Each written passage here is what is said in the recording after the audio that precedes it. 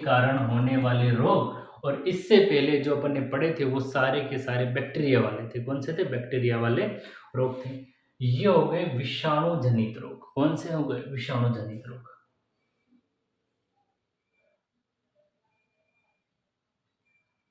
चलो यहां से देख लेते हैं अपन विषाणु जनित रोग।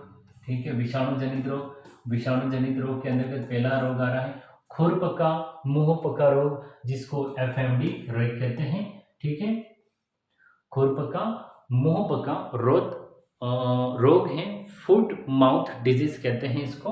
ठीक है, खुरपका यानी फुट माउथ डिजीज, खुरपका मुंहपका रोग एफएमडी रोग कहते हैं। रोग कारक जो है इसका रोग कारक देखें साथियों, जो इसका रोग कारक है वो है पिकोरना वायरस की 7 जाति। वायरस याद रखना हमको, तो पिकोरना वायरस। विषाणु जनित रोग के अंतर्गत पहला जो टॉपिक आ रहा है वो खुरपका मुंहपका रोग। खुरपका मुंहपका जो पहली बीमारी उसके अंतर्गत देखें तो पिकोरना वायरस। खुरपका मुंहपका किसके कारण होता है? पिकोरना वायरस के कारण होता है साथियों। किसके वायरस के कारण? पिकोरना वायरस की 7 जाति है उसमें होता है, लेकिन हमें याद रखना पिकोरना वायरस, खुरपका मुंहपका रोग, एफएमडी डिजीज। अब बात करें अपन लक्षण, इसके लक्षणों को देख लेते हैं साथियों। इसके लक्षण है पिकोरना वायरस, याद रखना है आपको, खुरपका मुंहपका रोग, फुट माउथ डिजीज, पिकोरना वायरस। देखो लक्षणों के अंदर देखें, मुंह में छाले व लार का स्त्रवण होना, मुंह के अंदर छाले आ जाते हैं। ठीक है, मुंह में से लार आती रहती है। अचानक दूध में कमी हो जाती है, जिसको एनोरेक्सिया कहते हैं। वो पशु का लंगड़ा कर चलना, फिर तापमान बढ़ जाता है, बुखार आ जाता है। रोग की शुरुआत खुर के मध्य भाग में होती है, इसे तो खुरपका मुंहपका कहते हैं। संक्रमित खुर को चाटने पर वायरस मुंह द्वारा शरीर में प्रवेश कर जाता है। तो ये लक्षण है, और भी कुछ लक्षण हैं जिसको अपन देखते हैं। देखो सबसे पहले अगर बात करें तो ये रोग स्टार्ट संक्रमित, ये रोग की शुरुआत खुर के माध्यम से होती है। तो कहीं ना कहीं जो ये पिकोरना जो वायरस है, ये वायरस है वो खुरों में लगेगा। खुर को लोग जो पशु होते हैं वो चाटते हैं एक्चुअल में। तो संक्रमित खुर को जो पशु चाटता रहता है तो वो वायरस मुंह में लगेगा। तो खुर भी संक्रमित हुआ और मुंह भी संक्रमित, इसलिए तो इसको खुरपका मुंहपका रोग कह रहे हैं। खुर भी संक्रमित हो रहा है और बाद में मुंह भी संक्रमित हो रहा है। इस रोग को ही खुरपका मुंहपका एफएमडी रोग कहते हैं, फुट माउथ डिजीज कहते हैं। तो मुंह में छाले आ जाते हैं, लार का स्त्रवण होता है, अचानक दूध में कमी हो जाती है, पशु लंगड़ा कर चलता है, तापमान तेज हो जाता है, शरीर तेज उन्हें उच्च बुखार होगा।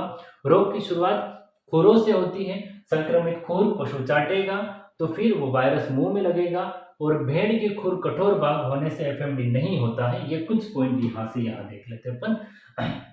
एक तो ये पॉइंट याद रखना, एक ये जो घोड़े है ना, सॉरी भेड़ पढ़ लिया मैंने, जो ये घोड़े के जो खुर है वो कठोर भाग होने के कारण जो एफएमडी रोग नहीं होता है। तो हमें ये प्रश्न बन सकता है कि एफएमडी जो रोग है या खुरपका मुंहपका रोग है वो किस जानवर में नहीं होता है आसानी से, या किस जानवर में नहीं होता है?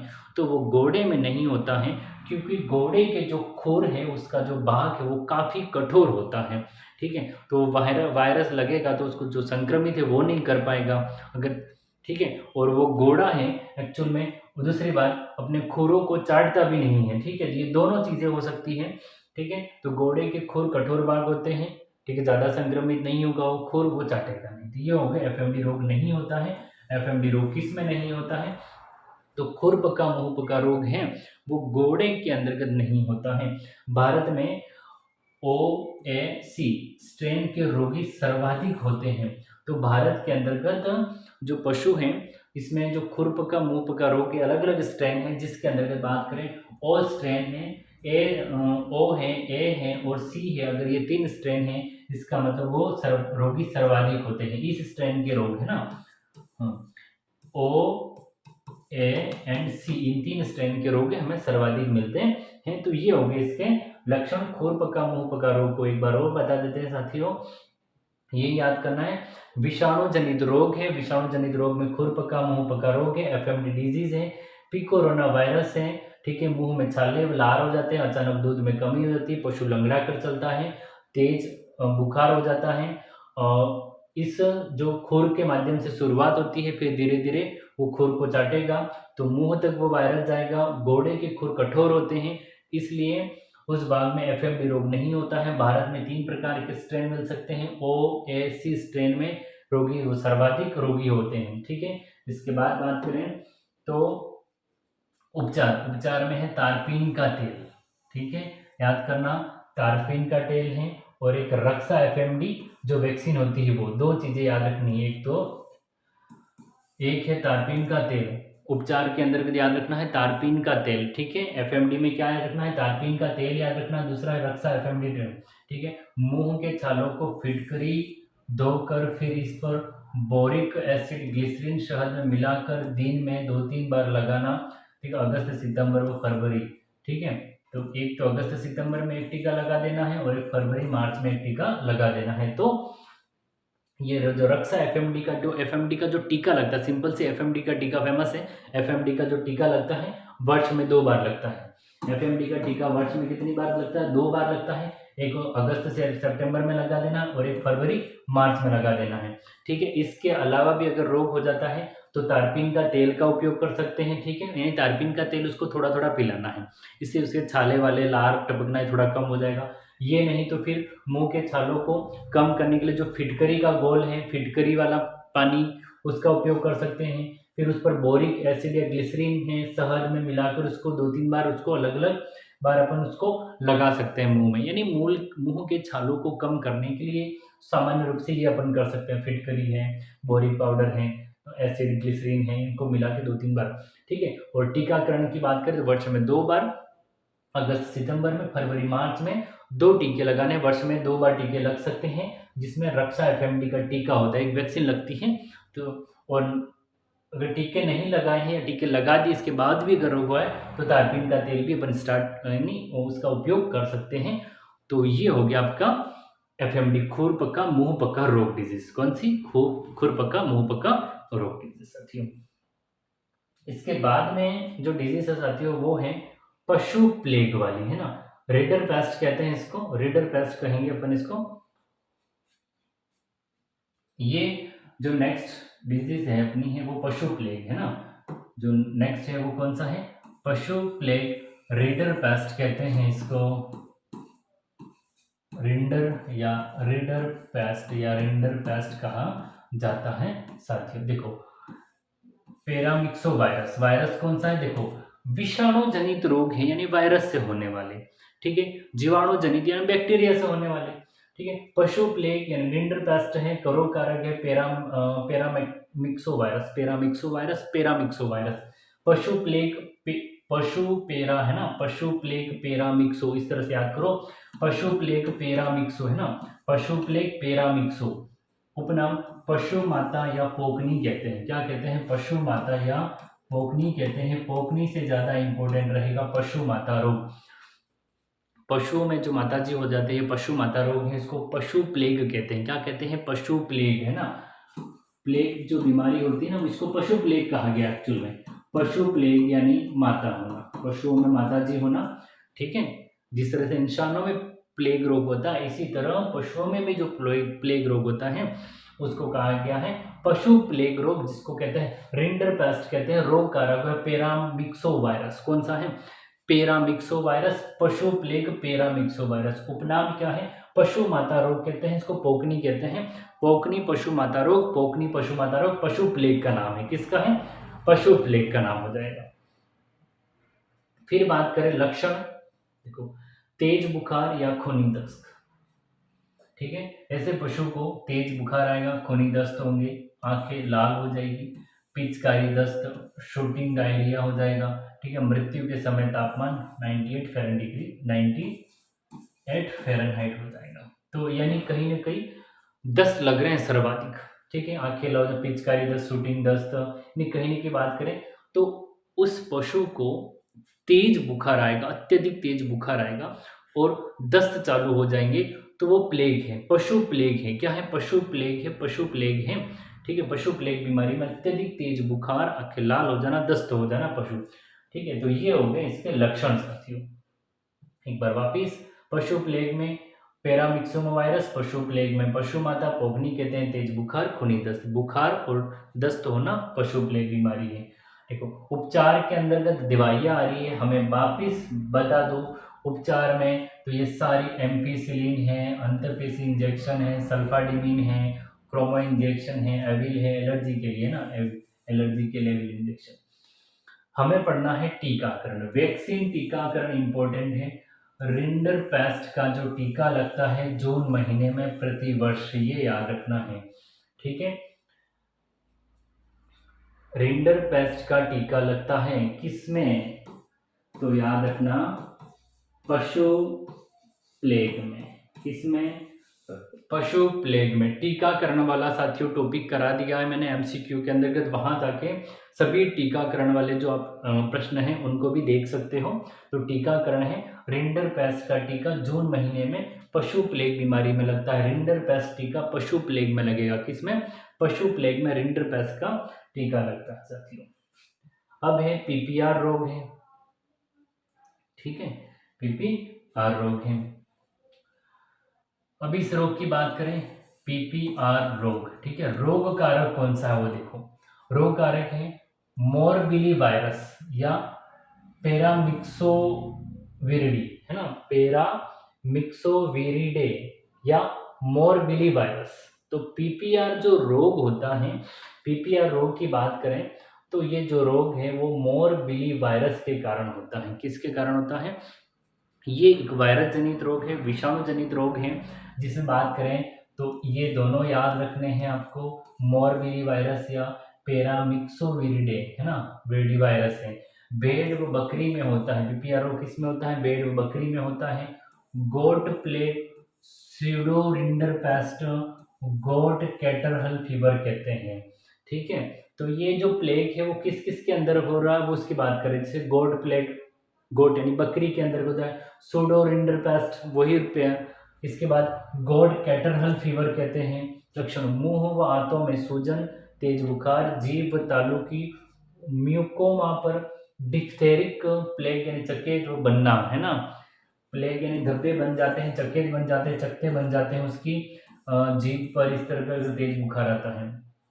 तो पीपीआर रोग वापिस पढ़ लेते, देखो बात करें अपन पीपीआर रोग में, रोग कारक है morbilli virus, morbilli virus, morbilli virus, PPR रोग, मोरबिली वायरस, पैरामिक्सोविरिडी है वो भी हो जाएगा।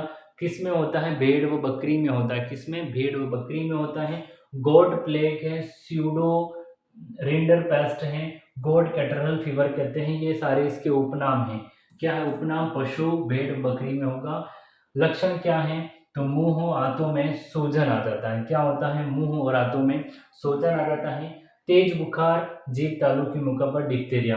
वही बचाव और टीकाकरण, तो वही वापस टीका कौन सा, रिंडर पेस्ट का जो जून महीने में टीका लगता है वही टीका इसमें भी लगेगा, है ना। यही रिंडर पेस्ट का जो टीका लगता है, प्लेग, पशु प्लेग है ना, प्लेग बीमारी में जो पशु प्लेग में रिंडर पेस्ट का टीका लगता है वही भेड़ व बकरी के अंतर्गत भी टीका लगाया जाता है साथियों। फिर बात करें रेबीज रोग, फिर कौन सा आ गया, रेबीज रोग की बात करें अपन, ठीक है। रेबीज रोग का रोग कारक कौन सा है, रेब्डो वायरस या लाइसा वायरस, इंपॉर्टेंट है साथियों, रेब्डो वायरस तो पूछा ही जाता है। रेबीज रोग, रेबीज रोग किससे होता है, रेबीज रोग होता है वो रेब्डो वायरस से होता है। रेबीज रोग किससे होता है, रेब्डो वायरस से। रेब्डो वायरस ऑप्शन में नहीं है तो लाइसा वायरस याद रखना है, कौन सा, रेबीज रोग रेब्डो वायरस या लाइसा वायरस, रेबीज लाइसा वायरस। उपनाम, हाइड्रोफोबिया कहते हैं, ठीक है, पानी से डर लगता है, दूर रहते हैं। लाइसा कहते हैं, जलाटांका या हिड़कांव कहते हैं। देखो हाइड्रोफोबिया, रेबीज रोग का सबसे फेमस अन्य जो नाम, अन्य उपनाम है वो है हाइड्रोफोबिया। हाइड्रोफोबिया रेबीज रोग, ठीक है। हाइड्रो यानी जल, फोबिया यानी डर लगना, उससे दूर रहना, जल से दूर रहना, जल को देख के डरना, तो हाइड्रोफोबिया होता है, वो रेबीज रोग से जनरली होता है। लाइसा रोग कहते हैं, जलाटांका रोग कहते हैं इसको, तीसरा जलाटांका, और हिडकाव रोग भी कहते हैं, हिडकाव रोग कहते हैं रेबीज रोग को, ठीक है। पशु बिना किसी उद्देश्य से इधर इधर घूमता रहता है। ठीक है, लक्षण तो देख लेते हैं, एक बार ये देखते हैं। रेबीज वायरस, रेबीज जो रोग होता है वो किससे होता है? रेब्डो वायरस से होता है। किससे होता है? रेब्डो वायरस से होता है। अगर ऑप्शन में हमें रेब्डो वायरस नहीं मिला तो हम करेंगे लाइसा वायरस। कौन सा? रेबीज रोग लाइसा वायरस से भी होता है, जिसका अन्य नाम है, फिर अन्य नाम देखिए, हाइड्रोफोबिया, लाइसा, जलाटांका और हिडिकाउ कहते हैं साथियों। अब इसके रेबीज रोग के लक्षणों को देख लेते हैं, कौन कौन से लक्षण हैं। देखो, पशु बिना किसी उद्देश्य से इधर इधर घूमता रहता है। ठीक है, यह विषाणु सबसे अधिक पशु की लार में तथा सबसे कम मूत्र व दूध में पाया जाता है। तो जो रेब्डो वायरस है वो सबसे अधिक किसमें है? लार में। तो ये रोग ही सर्वाधिक लार के माध्यम से होता है ना, और मूत्र और जो दूध है उसमें सबसे कम पाया जाता है। दोनों चीजें याद रखना साथियों। तो यहाँ में दोनों चीजें अपन नोट कर लेते हैं। देखो, सबसे अधिक वाला पॉइंट है, सबसे अधिक पशु की लार में होता है, और जो सबसे कम है वो मूत्र व दूध में है। किसमें है? मूत्र व दूध में सबसे कम है। यह रोग पशुओं की यह रोग पशुओं में तंत्रिका तंत्र तक सीमित रहता है। यह रोग पशुओं में कहाँ तक सीमित रहता है? तो तंत्रिका तंत्र तक है। पशु का निचला जबड़ा लटकता है तथा मुंह से लार गिरती है। ग्रसनी से लकवा पानी नहीं पीता है।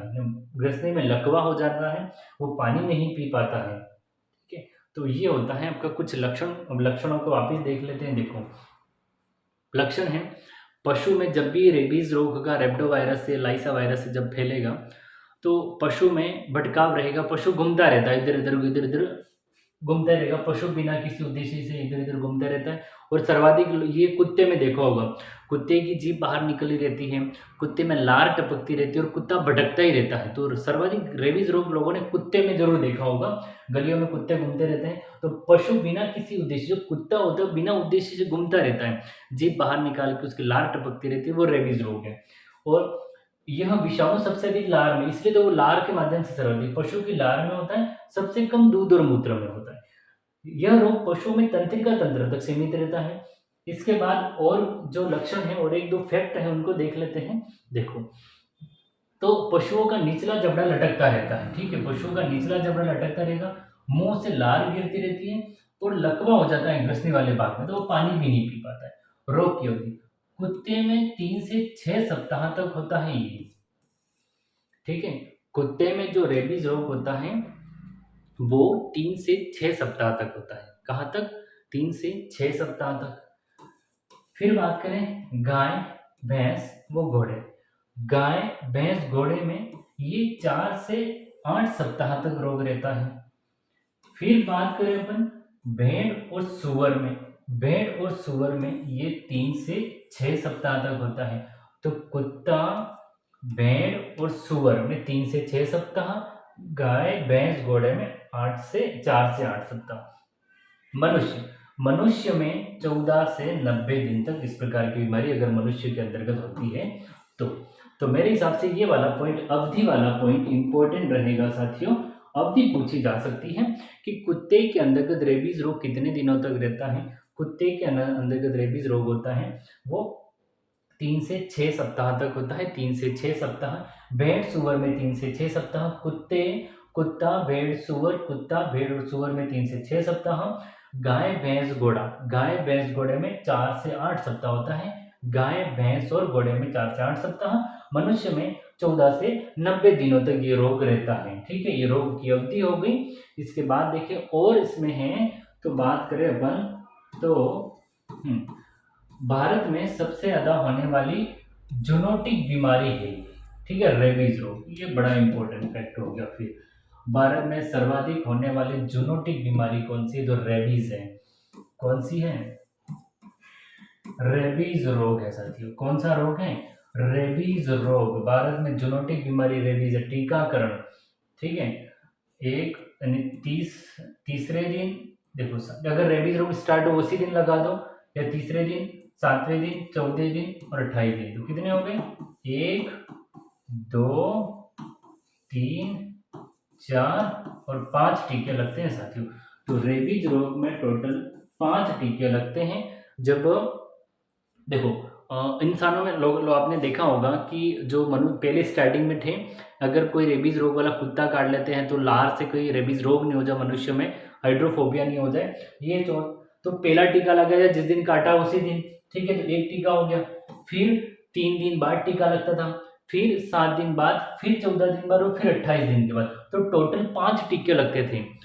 0 जिस दिन रेबीज रोग हुआ, यानी हमें अगर कुत्ता काटा रेबीज रोग वाला उस दिन हुआ, ठीक है, फिर तीसरे दिन, फिर 7वें दिन, फिर 14 दिन और फिर 28 दिन। तो ये कहीं ना कहीं महत्वपूर्ण रहेगा। टोटल 5 टीके लगते हैं, ये याद रखना है। और भारत में सबसे ज्यादा होने वाली जूनोटिक बीमारी है वो कौन सी है, तो वो आपकी कौन सी हो जाएगी, तो वो रेबीज हो जाएगी।